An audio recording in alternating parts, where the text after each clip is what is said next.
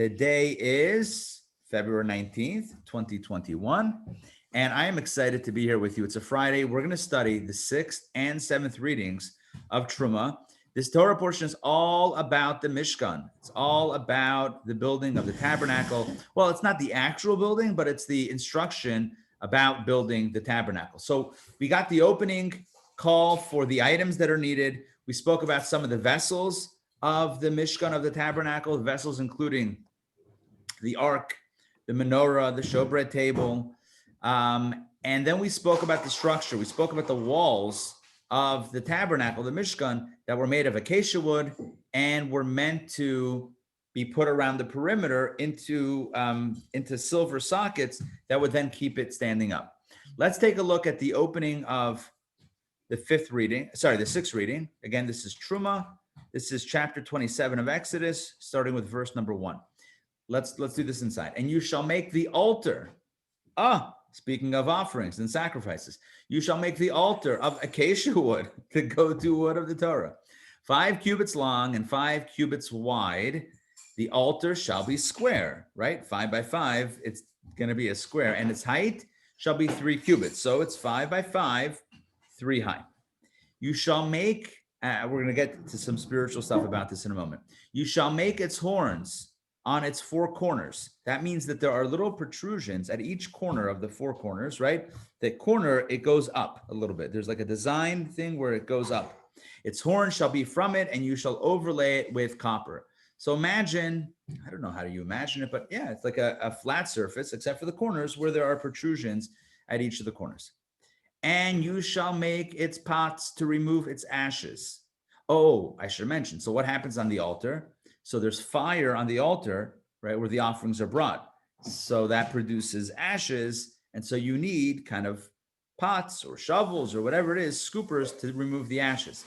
The pots to remove the ashes, and its shovels and its sprinkling basins and its flesh hooks and its scoops. You shall make all its implements of copper. I don't know if you have to get into all the details of exactly how this worked and what each implement was used. But the point is that there were different implements and instruments that were all meant to be made of copper. I don't know if you noticed this, but until now, it's mainly been gold or wooden gold. Now we're dealing with, or silver. Did we have some silver yet? Yes, we had the sockets, of course, were silver. So we spoke about gold items. We spoke about gold-plated items. We spoke about silver items. And now we get finally to the copper, right? The altar is made of wood overlaid with copper. And all these implements are made with copper. So it's interesting how you have all of these various items made from different things, different materials. And of course, there's significance, which we may talk about. I want to share with you actually soon a talk that I just heard this morning that the Rabbi gave in 1992. This Torah portion, 1992, that's really beautiful. I'll share that idea a little bit later. Let's continue. And you shall make for it a copper grating of netting work. That's a mouthful right there. A copper grating of netting work. And you shall make on the netting 4 copper rings on its 4 sides. My understanding is kind of like netting, kind of looks like this, right? Netting, think of a net. So it's a copper version of that goes around. And attached to it are the rings. And of course, you know what the rings are for. The rings are when you have to transport it, you put poles in and you can carry the altar. Let's continue. And you shall place it, the netting, between the ledge of the altar from below, and the net shall extend downward until the middle of the altar. So it's kind of like in the top third, if you will, of the altar, or from the halfway point up, is where this netting is. And of course, to transport it, as I mentioned a moment ago, you shall make poles for the altar, poles of acacia wood, overlaid. You shall overlay them with copper. Again, not gold, but the altar was a copper vessel or copper coated vessel. And its poles, it's called vessel. I don't know if it's really a vessel. I don't know if you would call it a vessel in English, but in Hebrew, it's a keli. It's an implement, or I don't know, a thing that was used in the temple. And its poles shall be inserted into the rings, and the poles shall be on both sides of the altar when it is carried.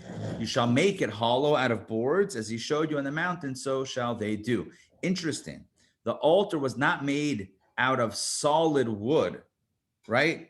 Like this big 5x5x3 structure was not filled with wood.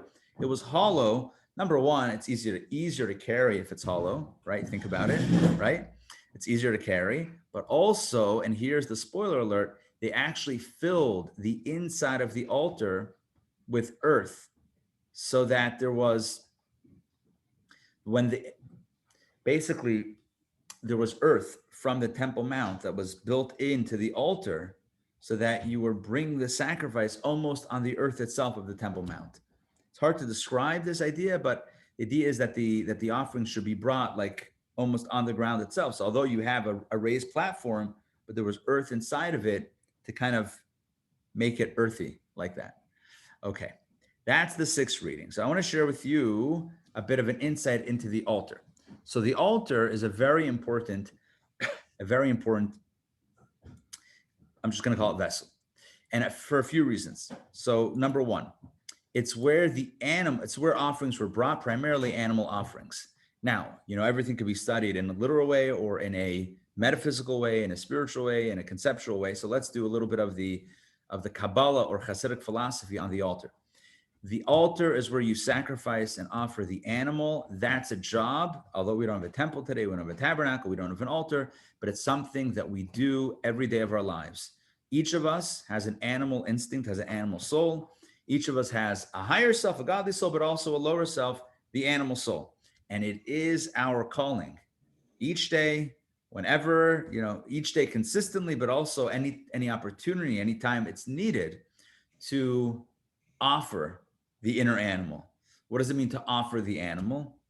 So when you would slaughter an animal, so you would take, part of the process is essentially taking the blood, right? The blood is taken out of the animal, and that's how the animal is slaughtered, right? I mean, I don't know that I need to get super graphic, but if you take a knife to the animal, blood comes out. Blood represents vitality. And so our job is to take some of the vitality out of, some of the passion, take away from the animalistic pursuits and redirect it toward the altar. There was blood sprinkled on the altar. The idea is to redirect the passion away from the lowly stuff to the important stuff. So instead of being so excited about the steak dinner, you can enjoy the steak dinner also, right? Make it kosher also. But instead of being so excited about it, we should be so excited about doing a mitzvah. So excited about picking up the phone and calling somebody, that needs to talk, or, helping someone else out that's in need, or lighting Shabbat candles, or wrapping tefillin, or whatever it is, or Shabbat, having a Shabbat meal, whatever mitzvah it is, right? Whatever holy endeavor it is, we should borrow, if you will, some of the passion from the lowly stuff, from the animal stuff, and bring it to the higher stuff, to the holy stuff. So the altar is the space where energy is converted, essentially, right? The altar is a space where energy is moved from animal to altar, life energy from animal to altar. I mean, there were other things also done there, but that's one of the big things that were done, dramatic things. One of the most maybe puzzling things that were done there, if you think about it from a modern sensibility perspective. But the timeless version of this is to take our passions, the lowly passions that don't get us anywhere, they get us in trouble half the time, and redirect it toward positive things. Because we all have passion, but what's it for, right? When we have friends over, is it to watch the Super Bowl, or is it for a Shabbat dinner or a holiday, right? I mean, right, what do we get excited about? What do we get really excited about? Let's move it. It's not going to be 100%. We're not tzaddikim.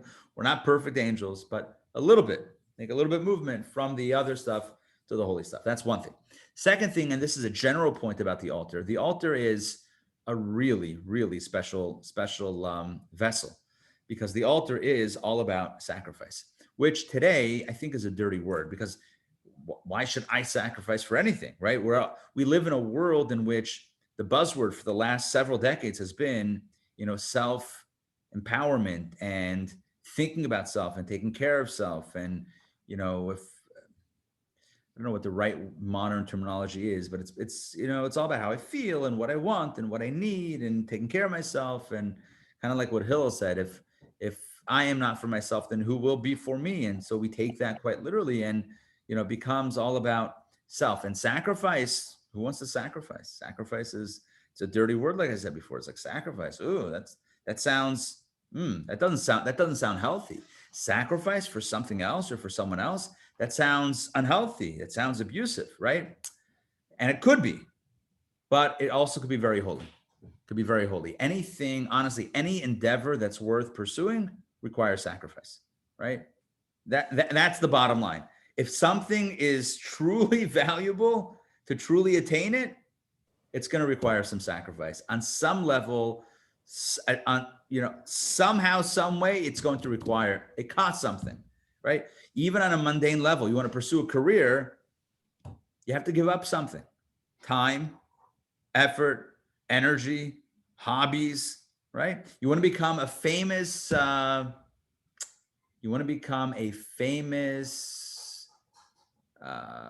Athlete, or not famous, but you want to become an accomplished athlete or musician, right? Or artist. So while the other kids are waking up 7 o'clock to go to school, you're waking up 4:30. I don't know, maybe not every sport, whatever. Let's say you want to become a swimmer. I think swimmers wake up really early. Right? So you're the kid waking up at 4:35 in the morning and going to the pool for an hour before school. That's what sacrifice is. Message here is not to become a swimmer necessarily, or professional swimmer. The message here is that sacrifice gets a bad rap sometimes. Yes, there are negative forms of that, right? We have to be careful, because who and what are we sacrificing for, right? Who's asking? What am I doing? But if it's truly good, if it's truly worthwhile to attain it, it will require sacrifice as well. To do a mitzvah is not always easy. It requires a little sacrifice. You got to give up something, right? Sometimes literally resources, like literally it costs money to buy matzah, right? To give tzedakah, it takes resources. At the same time, it also takes energy, takes focus, takes attention, which could be going elsewhere. Sacrifice is not essentially a bad thing. It can be a very holy thing. So the altar is the space of sacrifice. And the truth is the same as for relationships. The same is true in every area in life in which there is something beautiful at hand.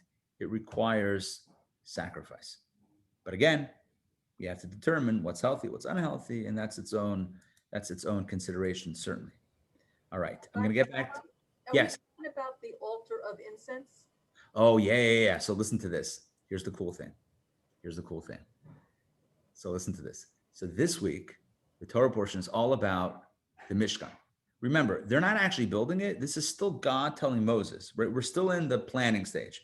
So this is all God's communication to Moses before Moses even tells the people, and certainly before they build it. This is all the planning stage, behind the scenes conversation.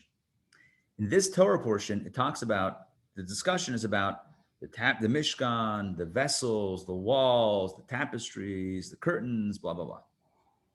Next week, right? I'm answering your question in a second. Next week, the conversation is about the garments of the priests who are working there, right? Yes, and we have the priestly garments, the high priestly garment, the breastplate, the stones, all that stuff is next week. At the end of next week's Torah portion, the last thing is, one more item we forgot to mention: the golden altar, the inner altar for the incense. And all of the commentaries ask the same question: why in the world is this vessel for the tabernacle at the end of next week's Torah portion, which is about the garments, and not included in this week's Torah portion, which is about the vessels and the tabernacle itself? We'll talk about that next week. We'll save that. Which altar are you talking about today? The copper. There were two altars. Oh. The copper altar. So there's a copper altar. Wait, I don't think I said that right. A copper altar, which was for the animals and flour offerings and other stuff, and wine and oil. And then there was the inner altar of gold that was for the incense, much smaller. So it was a smaller golden inner inside the special building, not the Holy of Holies, but there were two. Okay, there was the tabernacle had walls around it, and then a courtyard inside that space. But then there was also a kind of a covered building, if you will, within the larger area. So within that smaller building was the menorah, the showbread table, this inner altar, and then behind another curtain was the ark. But the altar that we're speaking about now, the copper altar, was outside that building. It was still inside the outer frame. It was still inside. It wasn't just, out there open, but it was outside the building of the building of the The tabernacle. picture that we saw a few days ago only shows the inner building. I believe that is correct.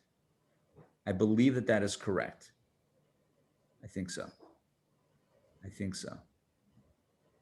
Right? Because it did not show the outer altar. I don't think it showed the outer altar. Right? And around the outer altar would be all of those boards. Right? So I may have misspoken when I was talking about the boards over there, because those would not, although they did have the poles. I don't know. I would have to look at it again. I don't know if I have it in no, I lost the chat over there from a few days ago. All right, we'll have to look at that again. But if you picture kind of like an outer perimeter, right, with walls, and then inside is kind of open, courtyard-ish area, and then somewhere within there is like a freestanding building, not freestanding, but like a building Covered inside with that. the tapestries too. Yeah. That's the one that's covered. Exactly. That's what's covered, because the rest is open air, right? You do not want to be doing animal sacrifices with fire under that is a bad recipe.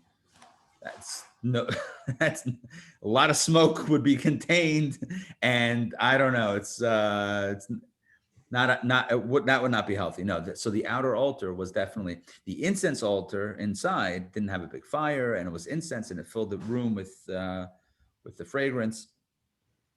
But yeah, so we're talking today about the outer altar, which is alternatively called the copper altar, which is alternatively called the animal altar, as opposed to next week. And again, why is it pushed off till next week, even though here's where all those items are typically discussed?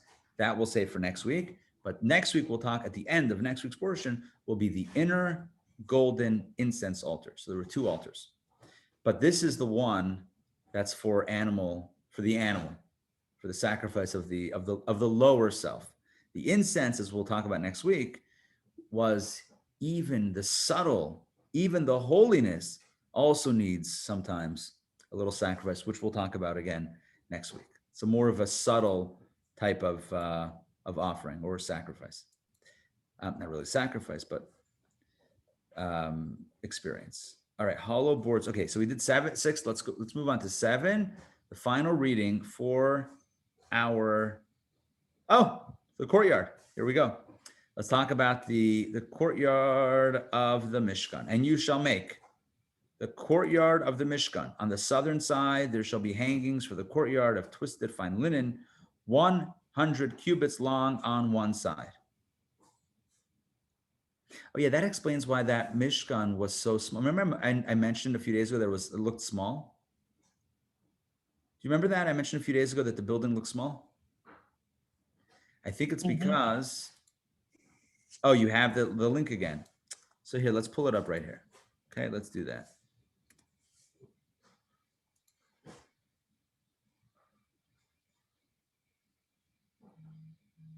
Yeah, that is most definitely just that inner space, not the outer space.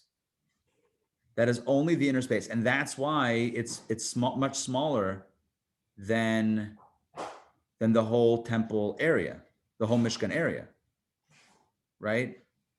So there were boards and support. There was a frame here also, and then coverings of tapestry or animal skins, whatever it was, right? There are coverings here, but this is right. It's the tabernacle tent. It's not the whole tabernacle area. So this is what we're reading about actually in this reading, which talks about the larger structure perimeter, which formed a courtyard, and in the courtyard was this one. Remember a few days ago I remarked that it seems a little small, but then we looked it up and it was the correct measurements. It's small. I was thinking about the whole thing. This is just the inner building within that. All right, so let's go back to our Torah portion. So let's go. You shall make the courtyards of the Mishkan on the southern side, hanging on the courtyard. There shall be hangings for the courtyard of the twisted fine linen, 100 cubits long on one side. See, much longer now. 100 cubits is 150 feet. That's long. And its pillars shall be 20, and in their sockets 20 of copper. The hooks of the pillars and their bands shall be of silver. And so for the northern end, in the length, hangings 100 cubits long, its pillars 20, and their sockets 20 of copper. The hooks of the pillars and their bands of silver. By the way, here the sockets were copper sockets. Before there were silver sockets, now the sockets are copper sockets, and the hooks are of silver. Okay. The width of the courtyard on the western side, hangings 50 cubits. Their pillars 10 and their sockets 10, which means it was 50 by 100 cubits, which is 75 by 150 feet. So if you want to picture that, it's basically a football field is what, 100 yards, which is 300 feet. So it's basically 50, half a football field length by 75 feet wide. So here we go. The width of the courtyard on the western side hangs 50 cubits, their pillars 10, their sockets 10. The width of the courtyard on the eastern side, also 50 cubits. So north and south were 100 cubits, and west and east were 50 cubits. The hangings on the shoulder shall be 15 cubits, their pillars 3 and their sockets 3. And on the second shoulder, there shall be 15 hangings, their pillars 3 and their sockets 3. And at the gate of the courtyard shall be a screen of 20 cubits made of blue, purple, crimson wool and twisted fine linen, the work of an embroiderer, their pillars 4 and their sockets 4. All the pillars around the courtyard shall have silver bands, silver hooks, and copper sockets. And here we get the final measurements of the larger courtyard area. The length of the courtyard shall be, as we said before, when talking about the tapestries, that tells us how long it should be, 100 cubits, and the width 50 by 50 cubits. So that is your full area, 100 by 50 cubits. A cubit is at least 1.5 feet, if not 2 feet. So the smallest measurement of this would be 150 feet by 75 feet. So what is 150 feet? Again, that's half a football field. By 75, I'm not sure if that's the width of a football field. The height of the hangings shall be 5 cubits of twisted fine linen. Their sockets shall be of copper. All the implements of the Mishkan for all its labor and all its pegs and all the pegs of the courtyard shall be copper. So there's a lot of detail here, and it would require a lot of exploration and drawing and everything to figure out exactly the way it looked. Let's see if I can quickly find, or anybody else, see if you can find a depiction of the Mishkan courtyard. Let's see if Copper was outside of the courtyard, but the gold was inside in the. yes, exactly. Yes. I am finding, is My Jewish Learning legit? Yes. My Jewish Learning looks like there is a picture here. And you know what? Why not? It looks fine to me. Let's open it up. Open image in new tab. Boom shakalaka. Let me share my screen with you again. I actually like it that it's not, that it's kind of feels like old school. Doesn't it? Doesn't it have like a feel of the way it actually was, sort of? Can you guys see that? Yes. I'll make it a little bit bigger. So there you have the larger outer frame. That's 150 feet by 75 feet, right? So down at the bottom of the screen would be 75 feet wide, and then the going up is 150 feet. And then you have in the middle, well, in the, I don't know, in the top center-ish area, you have that structure within which was the menorah and the showbread table and the inner incense altar. And behind another curtain inside of that building, that structure, was the Ark of the Covenant. Only the priests went in there. Only the priests went in there. Outside in the courtyard, other people could go. Like if you were bringing an offering, you were allowed to go near the altar. Even if the priests would be the ones actually bringing it onto the altar, you could be nearby. So that was possible. And if you look, where is the outer altar? I'm not sure which of those structures is the altar. Why do I see two different structures? There's one with smoke billowing out. You see the one with smoke? Smoke, yeah. Is that the altar? It's That's hard what- to see. yeah. Oh, I see what's going on. I see what's going on. One of them is a wash basin. We didn't speak about the wash basin this week. We'll speak about that next week. The wash basin was made out of copper also, and it was where the priests would wash their hands and feet. And that looks like the one that's closer to the building. Doesn't that look like a wash basin? It looks like a bowl on the top, and it looks like people are bending down to kind of wash their hands. That's what it looks like. The other one looks like the altar, and I see the horns from the corners. The problem is it needed a ramp. Why is there no? Oh, is there a ramp? Do I see a slight ramp there at the bottom? Is that the ramp? It's usually depicted as the ramp going up to the top part, to the flat part. All right, it is what it is. Also an ox by the, you can see. I see an ox. I do see the ox. It always comes back to the ox, right? It's always coming back. I do see the ox as well. Yes. Okay. You know what? I kind of figure when you look at other pictures and it's all shiny and glossy gold and it's like shot in a studio. I mean, it's obviously not shot in a studio, but it looks like, a studio shot. I like this. It's a little bit dusty. I like this. This is kind of like, if they were in the desert, this is probably a little closer to what it actually looked like.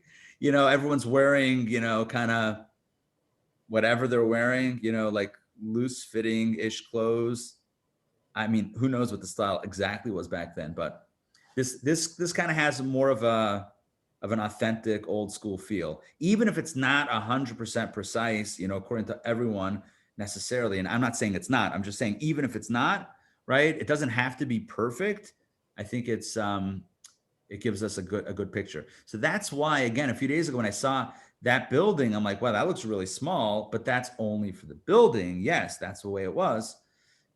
So if you notice, there's the curtains, the tapestries, the animal skins, there are some that are used on that inner building and some that are used, of course, for the entranceways, as you can see. Yeah. You know what it looks like? The walls, looks like the outer walls are made of stone. Doesn't it look like that? They were definitely not stone. There's no way that could be transported. Or unless that is the curtains that are stretched. Yeah, it looks like those are the curtains. Just an interesting insight. Getting back to our Torah portion. It ends with the idea of the pegs, right? The pegs, let me show you the pegs. The pegs are here. You see the pegs? The pegs hold the outer thing. There's peg on the inside and a peg on the outside. Do you see that? There's pegs on both sides. Yes. Kind of like when you put up a tent and you go. So the Rebbe says, and that's how the Torah portion ends, right? All the inputs of the Mishkan for all labor and all its pegs and the pegs in the courtyard shall be copper. It ends on the peg note. Why the peg?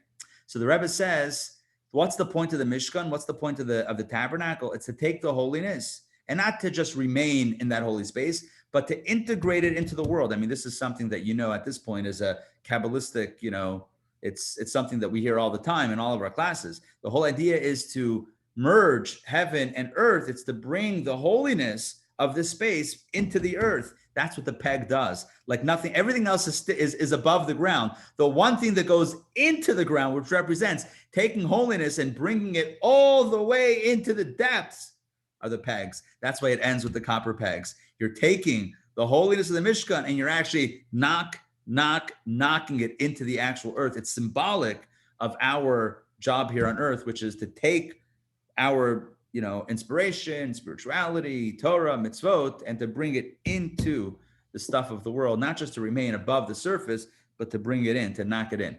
All right, one more thing, one more insight, and then we're going to close it out for this week.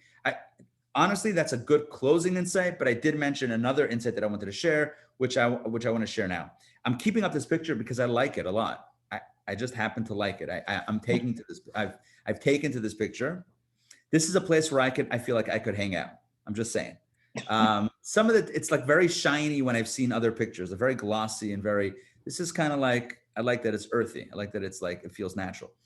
But as I look at this picture, let's talk about the three metals: gold, silver, and copper. The Rebbe asked the question, the date on it was the 2nd of Adar, 5752, which is 1992. This is about 25 days before the Rebbe had a stroke in 1992, which he got very sick from. So about 3.5 weeks before his stroke, he shared an insight, and there's a video of it, beautiful insight into this week's Torah portion, and specifically God's call for gold, silver, and copper. And the Rebbe asked the following question. I'll stop sharing. The Rebbe asked the question. Gold is the most expensive item, right? And it's probably the hardest to get a hold of. And then silver, and then copper. Copper is the least expensive, so is probably the most prevalent. So if God is putting out the request or telling Moses to put out the request, why isn't the order copper, silver, then gold? In other words, the first thing should be the easier material, the more accessible material, or the more, not frequent, but the more plentiful metal. So why go gold, silver, copper? Make it exclusive, make it more accessible. Like, an organization might say you can donate $18, $36, $72, $100. You go up, you make it accessible. The first thing is you make it accessible, right? Why go with gold first? It should have been copper, silver, and then gold. And the Rebbe says, here's the message. The message is that we should all, what's the message?